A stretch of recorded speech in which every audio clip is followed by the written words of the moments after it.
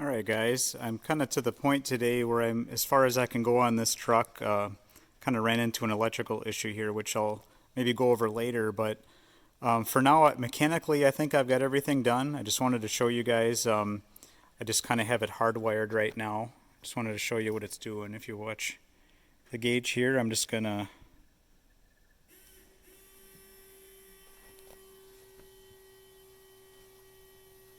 hear the, I don't know if you guys can hear the pump running on the audio there, but it's kind of getting right up to about 5.2 or so. This one's getting a little higher this time. Before the relief blows, and then the needle will kind of sit there with the engine off. Let me grab a light, show you guys what it looks like underneath.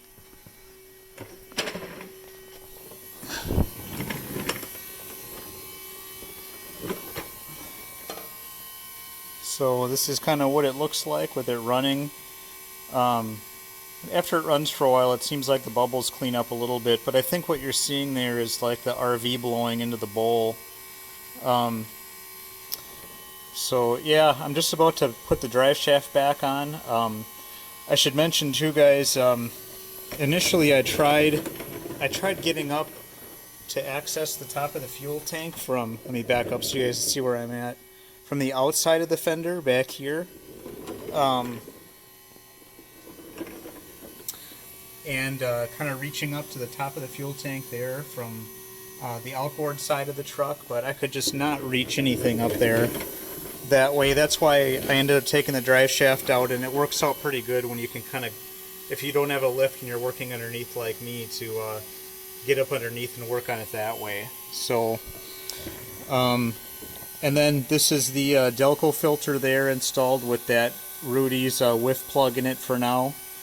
Currently everything's running at like 5 psi like you saw. I'm not seeing any leaks on anything so far, which is good. So just wanted to show you guys that before I wrapped up here for the day. I'm going to turn this off here quick. Pressure seems to hold pretty well. I think there is a second one of those check valves like we were looking at earlier in the video. That holds pressure between that second filter in the engine compartment and the CP4, this thing. There's got to be another one of those in there for that pressure to hold like it does. Something I forgot to mention earlier in the video, guys, those quick connect fittings that are on the top of the fuel tank and that are connected to the OEM lines by the frame rail are really hard to get these little clips out. If you don't drop the fuel tank down. So kind of what I ended up doing was getting a pick, taking a 90-degree pick and kind of pulling up on the these edges here. Pulling up on the edge with one pick, and then once you're able to kind of pull it out a little bit, get either a second pick or a screwdriver and jam it in here and push it up the rest of the way. And you know, access is really bad up there on the top of the tank. You're only got like a couple of inches to work with your hands, so it's pretty difficult to get these out, but that's how I ended up getting those released finally.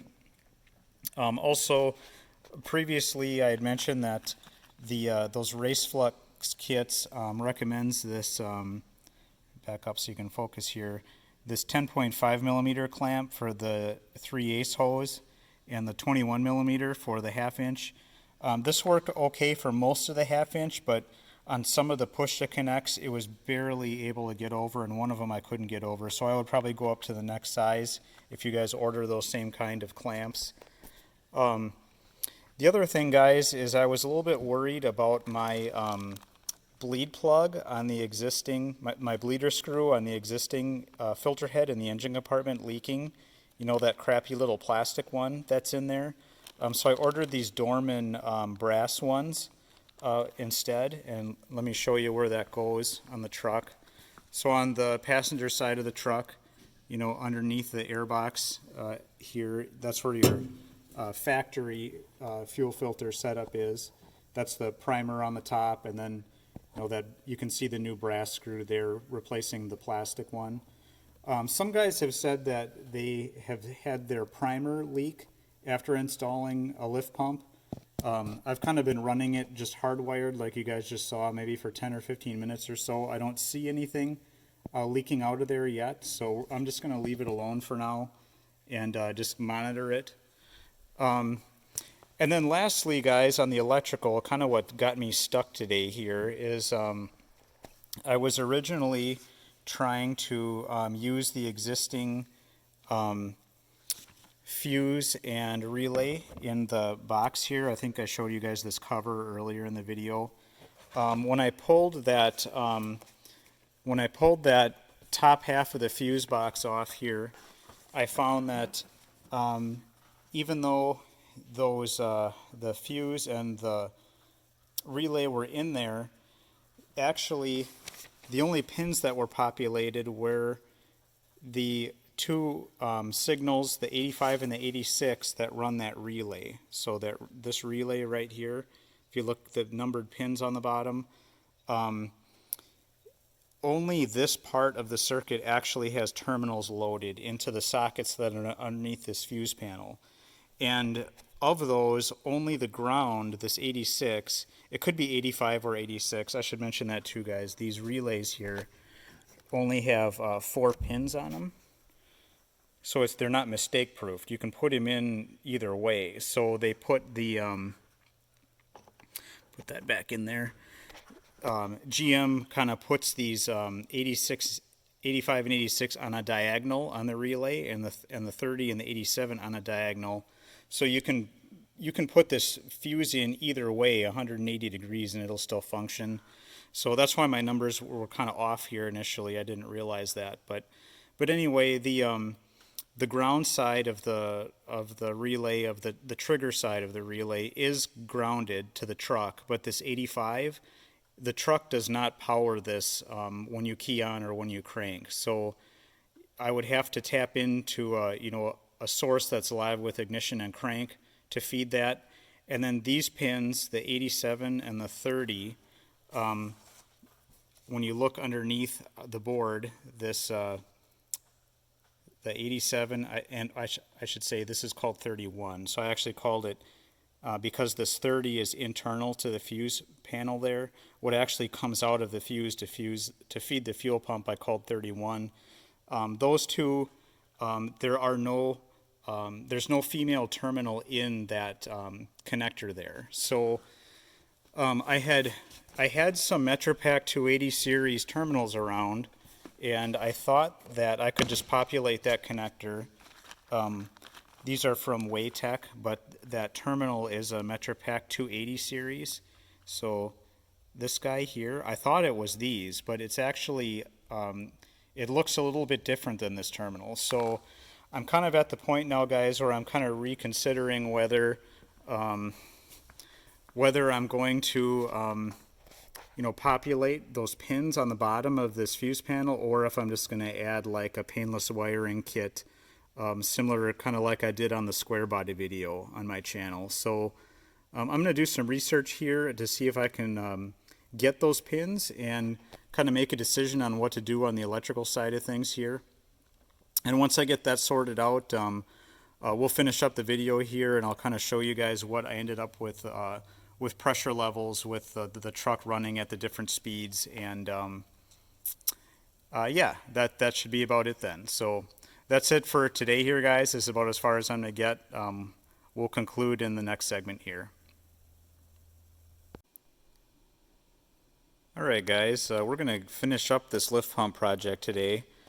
I believe where I left the video off last time was we were debating kind of what to do with the electrical for the lift pump install, and kind of what I determined here, guys, was what kind of got me stuck before is I found out that the terminals that were used inside this fuse block here on the bottom side of the fuse block into these connector bundles were not standard MetroPack 280s.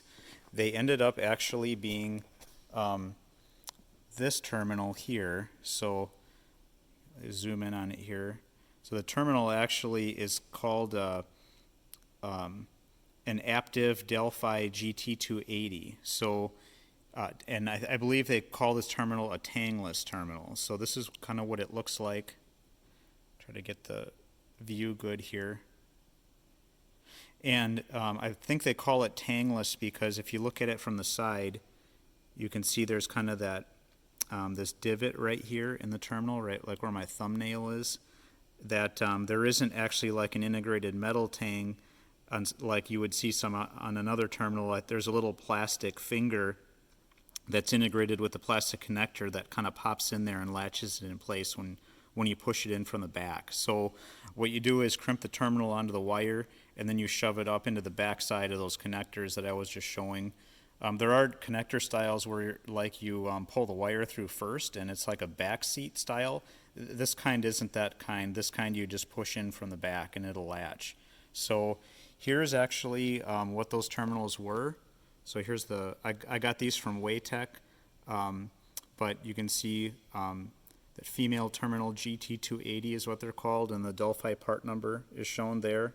These fit perfectly. These are definitely the correct terminal. I didn't have to actually use any of the 150s, but the other terminals in this block, if I had to get into one of those smaller wires, or the smaller terminals, they're this terminal. So there's the part numbers on that one. And yeah, so that once I got these parts, that kind of got me going again, guys. And let me just show you what I ended up doing here then. So if you remember, probably from the start of the video there, I was kind of back probing the back of that upper half of the fuse panel and kind of mapping, okay, you know, where the relay socket plugs in and where the fuse is for those unused LML factory fuel pump or lift pump circuit, where those came out on those pins on the back of the board. And I've kind of got these labeled here, these B3, B5, P4, N5. Those are the pins that they're numbered on the back of that, on the back of the fuse panel with the pins on it there. And if you kind of then flip it over, I've got this other page here, and kind of mirror it in your head on where those pins would interface with which sockets in the terminal block here. These are the kind of the equivalent circuits where I found those. So let me just point to you where those ended up being. So let's maybe start with the battery feed. So number 87 in the schematic, where you would want to supply power to the relay there. So let me find it here, right there. So you go on this upper right terminal. This was 1, 2, 3. This third one here was number 87. And then the power out to the fuel pump, that number 31 from the schematic, you know, coming out of that fuse number 18, that ended up being this terminal right here, the first one down on the bottom. So these are empty sockets from the factory. So I populated those with those GT280s that I showed you. And then on the relay trigger side, so if you look at the schematic there, you know we have to feed power to that number 85 to energize the relay, the factory relay. And if I kind of look at where that one was in this terminal here, or this connector, and 85 was this second pin up from the bottom right there. So that's the one we had to feed power to when the ignition is on or during crank. And that one had to be populated also. The ground was actually this 86 was this one right here at the bottom, kind of second one in from the bottom. And this one was grounded to the factory, to the truck's factory ground. So I didn't have to do anything with that one. So I only had to populate this pin, and then this guy, and then that guy. So I only actually needed 3 terminals to finish this job. And when you have to kind of get those out of there, guys, let me grab a tool here. To release these terminal, or these connectors here kind of latch into this body. If you kind of look on the edges here, see if I can get a good view on it, guys. I got this pick here. You have to kind of pull these little latches back with a pick or with a little screwdriver, kind of one by one. There's 4 of them. There's one on each corner of the connector. You got to kind of lift up gently with your fingers while you push that connector release, and it'll eventually pop out of there. And then you just insert the terminal that I just showed you from the backside into the location that you need. I should mention too that the terminals won't go in or out until you pull these like red plastic locking rails out. So once you have the connector out, you've got to kind of get a screwdriver kind of back behind this thing and pop it out, because there's like there's these long red rails. Let me get my finger in here, that run all the way across the connectors to keep these plastic latches in the back in place. If you insert a terminal in the wrong spot and you need to release one, what I was using was I've got this crappy like Chinese JR Ready kit. This is just like an Amazon thing or whatever, Scamazon.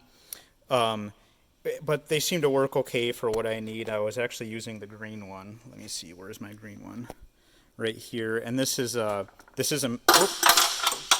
sorry there, guys. This is a MetraPack release tool. So like the DMP, I think, means MetraPack 280. This is kind of what the blade looks like on it.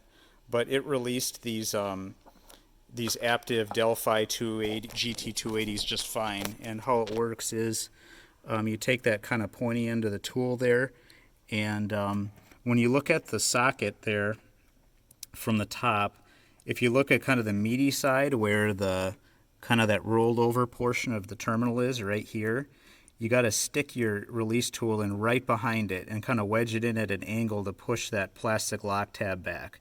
You'll kind of feel it click, and once you've got it pulled back, you can pull the wire out. It takes a little practice to do it, but kind of once you get used to actually where that plastic tab is, it's not too bad to work with. So that is how you physically work with these guys. Your truck might be a little bit different, so don't take my word for it. You know, go through this yourself when you pull the top of that fuse block off, and, you know, map it yourself to make sure you trust the video here and that your truck isn't wired differently for some reason. I've also read that this terminal layout is different on the 2015 and 2016 LMLs. So this truck is an 11, so I think maybe the 11 to the 14 would probably, you know, these locations would probably be correct for you, but maybe not on the later LMLs, or probably not, I would guess, on the later ones. Okay, so that is how we kind of did the layout and terminal installation.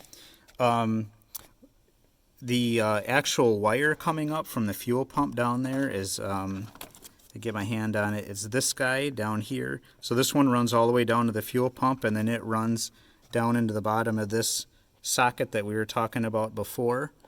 And the battery feed for this, you guys might know that like on the front of that, this top half of the fuse panel here, there's these two big power lugs right on the front that have battery on them all the time.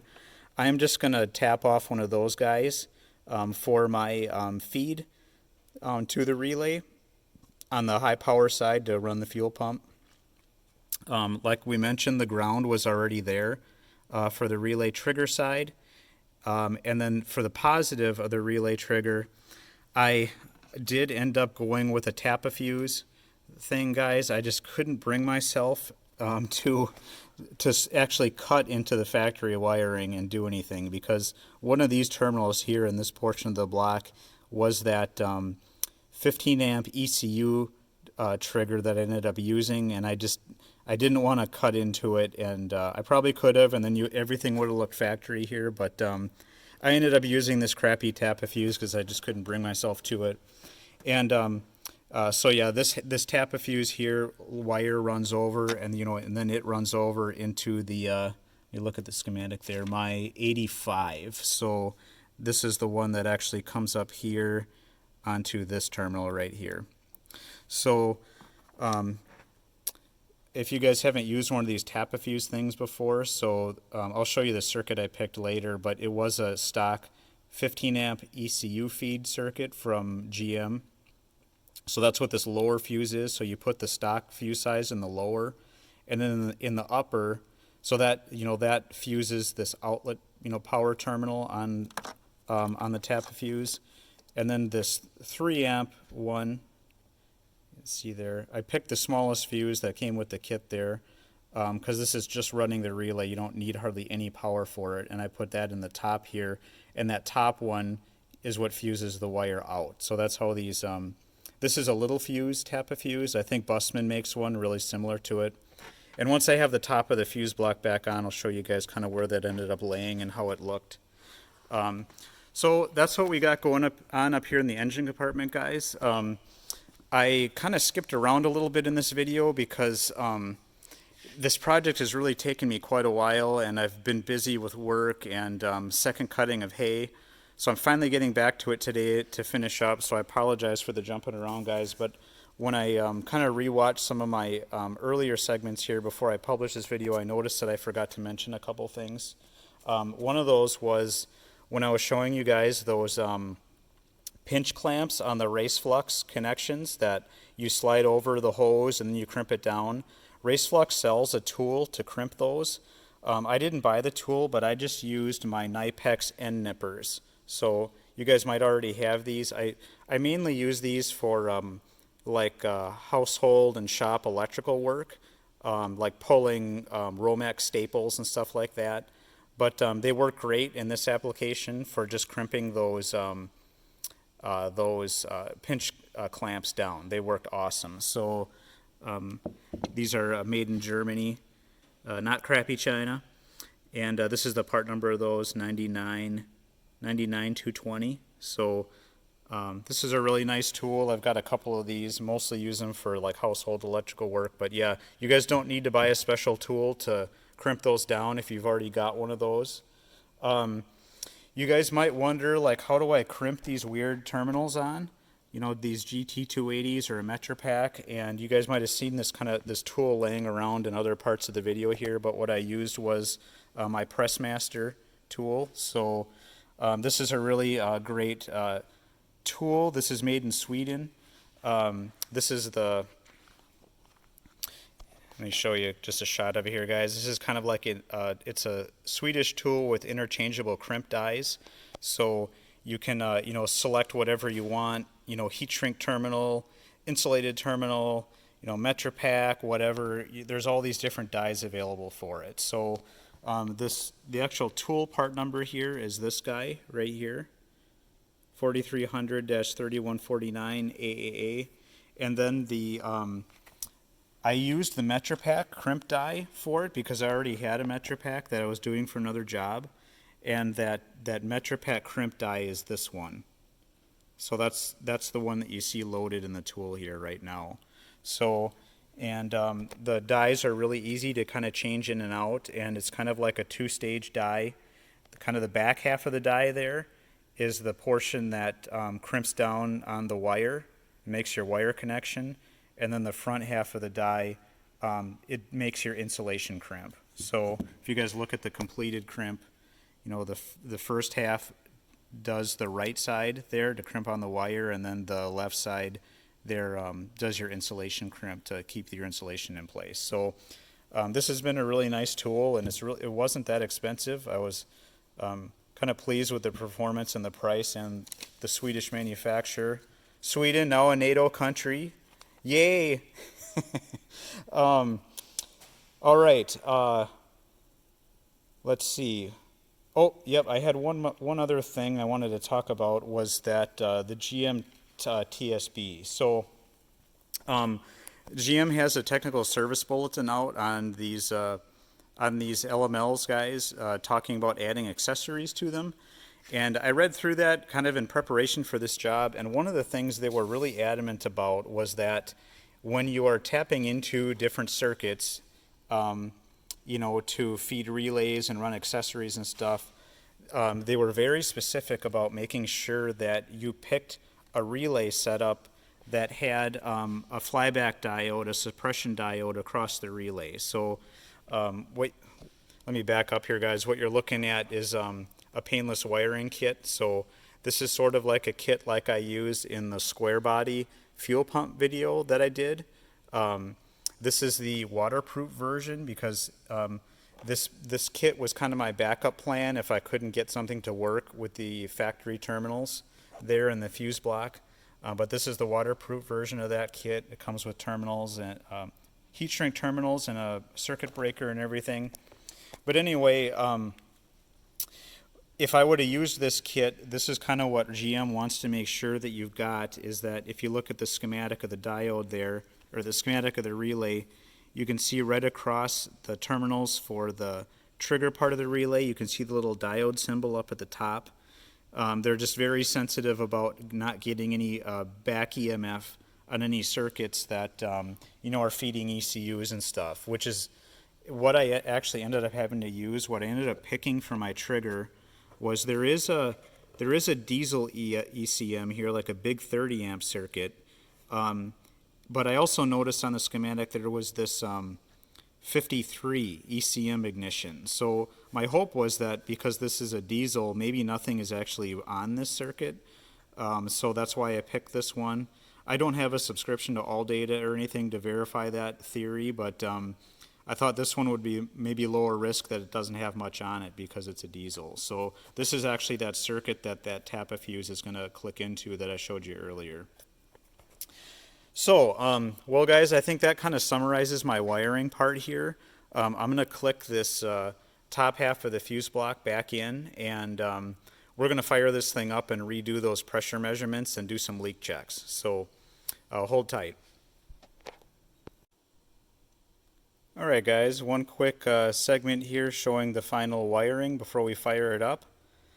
I have that Tappa fuse inserted here in that fuse number 53 slot. You can see the wire running across the back, and then earlier you saw where that went to on the connector underneath. So really from the top, or from looking in the engine compartment, this is all you really see from our install. So we were kind of looking for a clean install and using this existing relay and this existing fuse, which we're doing. One thing I wanted to mention, guys, was for the fuse sizing selections. So I think I mentioned earlier I used a 3 amp for the relay trigger to power this relay. 3 was the smallest one that I had on hand for these mini ATC fuses. I ended up using a 10 for the main power feed down to the fuel pump or the lift pump. Earlier in the video, you guys might have seen when we were kind of hardwiring it and testing it. And when I was doing that, there was also a point there where I put an amp clamp on it and I measured 2.8 amps, kind of running steady state on that circuit. So I'm going to go up, maybe 3 times on that for fusing that circuit. We'll see how that goes. In the winter, when the fuel is, a lot thicker, we'll see if, at startup with the initial pull-in, if I have trouble with the 10 amp, maybe I'll bump that up to 15 later, but we're going to start with a 10. The other thing I wanted to bring up too is South Main Auto had a really neat segment there that I saw where they were using a fuse chart from Power Probe. This is what these charts look like, and what he was doing was he was looking at voltage drop across the fuse to figure out what the current draw was in the circuit. So I thought that was a really good idea. I didn't know these existed. If you guys go on Power Probe's site, you'll find these, and they have them for the mini fuses. They have them for the standard like ATC fuses. They've got them for the maxis, and they also have them for the J-case style. So if you don't own an amp clamp and you're trying to figure out, and it's on a fuse circuit, and you want to know what the current draw is, what you do is you fire up the circuit and you measure voltage drop across the fuse at these little pins on the back of the fuse. You kind of probe those with your multimeter, and you look at voltage drop. And actually my 10 here that I have in now wasn't big enough to do the measurement. It kind of went off the chart, so I stuck this 20 in there temporarily just to do that test. And when I stuck the 20 in there and measured voltage drop, I got 9 milliamps. And if you kind of look at the voltage, so for the mini fuses here, you go to a 20 amp fuse and you go down the list here, and then you find where 9 milliamps of voltage drop, occurs. And you kind of slide over, and on the chart where I hit there was exactly 2804 milliamps or 2.8 amps. So I thought that was really cool. I'd never really used this process before, but if you guys are trying to figure out how to fuse something, how to size your fusing, and you don't have an amp clamp, or you're in a pinch in the field and you don't have one, these charts are something you could look up on your phone in a pinch if you had to. The other thing I forgot to mention earlier in the video, guys, is if you're software savvy, you know, and you can, you have the ability to modify software, you know, it would have been sure easier to just enable the ECU to power that pin number 85 on the trigger, so you wouldn't have to tap into another circuit like I did. I am not savvy, so that is not what I did here, but that would be another option if you guys, if there's some of you all here who really have good software capability, that would be an option.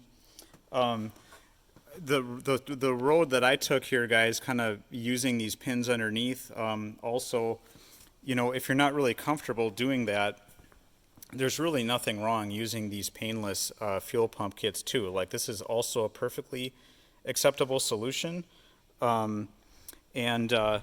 You know, if I would have kind of gotten stuck trying to figure out what those terminals were, if I wouldn't have been able to locate them, probably what I would have done is, oh, my flashlight's dead here.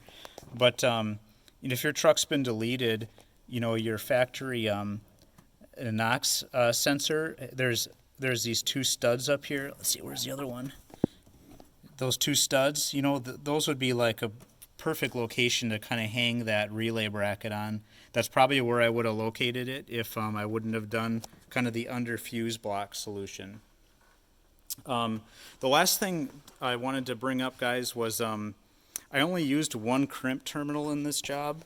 You know, like one of the yellow, blue, red style here. So I just have one of them that I put under this ring terminal on this battery feed. And I've kind of been looking for some good ones for some time, and I finally stumbled upon these. This is a Molex Permaseal style, so this is the kind that has the heat shrink integrated right into the insulation. So you crimp it, and then you hit it with a heat gun or a butane torch, and she shrinks down. And they're also glue filled, so it shrinks down over the wire really nice and tight. And then you can see the glue kind of oozing out there. Just a really nice marine grade connection. I think I'm slowly going to transition all my terminals over to that style, but this is kind of what they look like. This is just my red and blue ones here. But if you guys are interested in kind of doing something similar, this is what they look like. Molex Permaseal was the brand. And these are made in USA, really high quality, really happy with them so far. Not a crappy Chinese terminal. These are the real deal for sure. So that is the end of, I think, the electrical here, guys. We're going to move on to firing this baby up and kind of showing you what we ended up with pressures. So back in a sec. All right, guys, we're outside running right now. I just unplugged the lift pump fuse and we're doing our idle test. We're running at, if you guys can see the screen there or not, kind of a lot of sunlight here. Let me try to get back into the shade. We're running at idle at 640 RPM and I've got the lift pump fuse pulled out right now.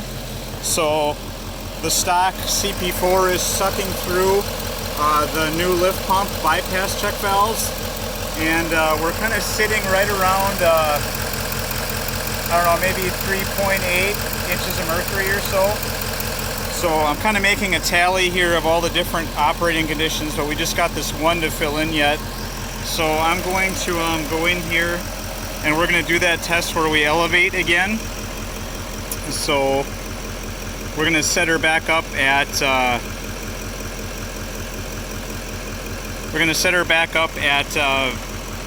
1450 RPM like we did last time.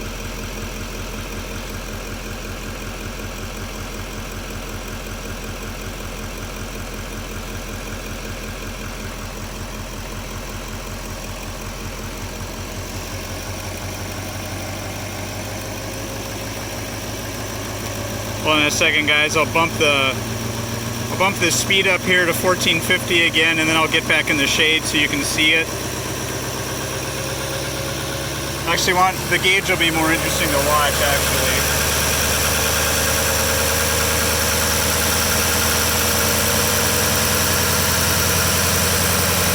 We're at 1300.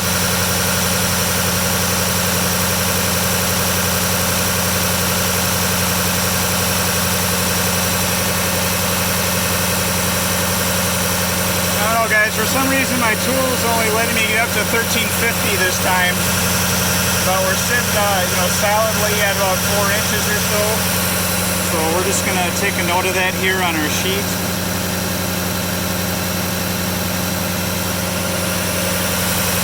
Now let's stick our lift pump fuse back in so we can watch what happens here. Let me turn the gauge so you guys can see it. Get some lift pump action going.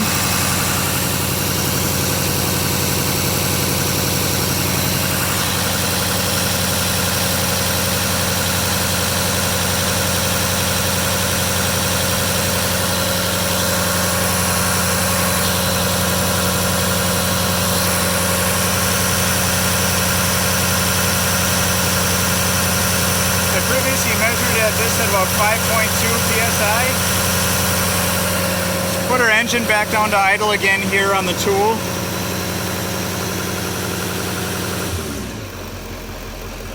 You go back in the shade here so you guys can see it. Give me 1 second here.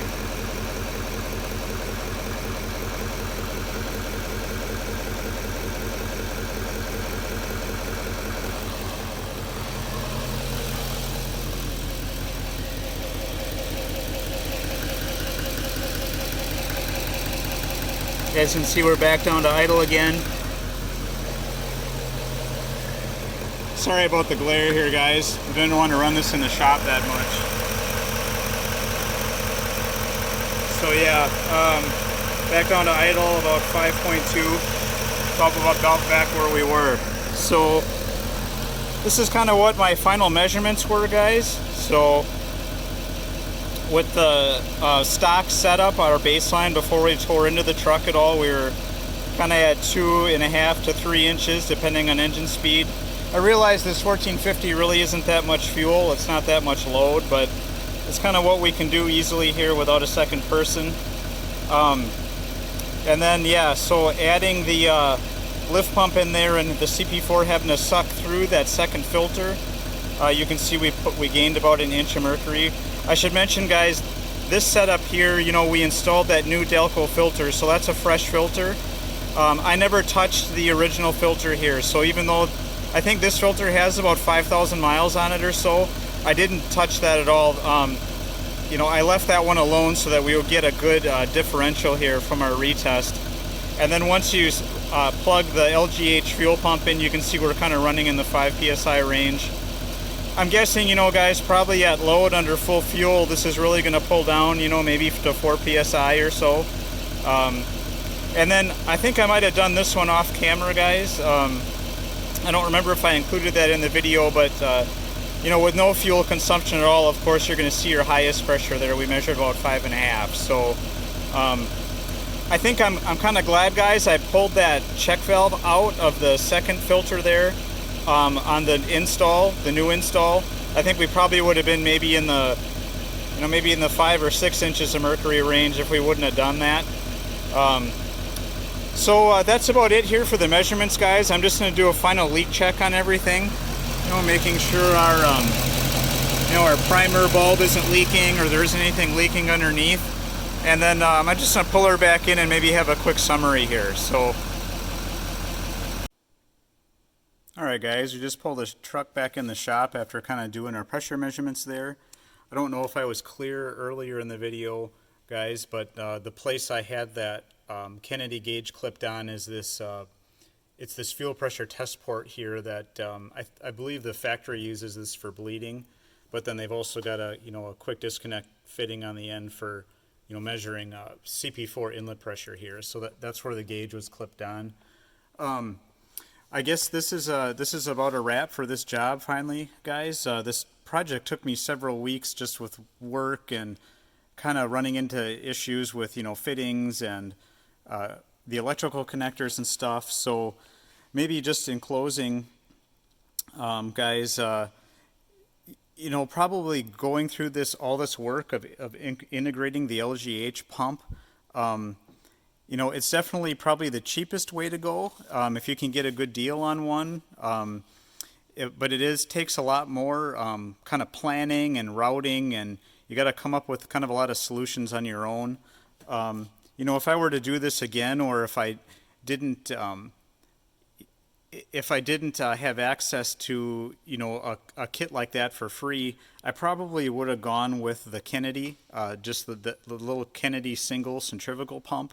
That would have been so much easier just to kind of mount on that cross member, only have the suction line coming down off the tank, and then the pressure going back out, to the stock line. You'd only had, two hoses to fabricate and deal with. That would have really saved me a lot of time on this job.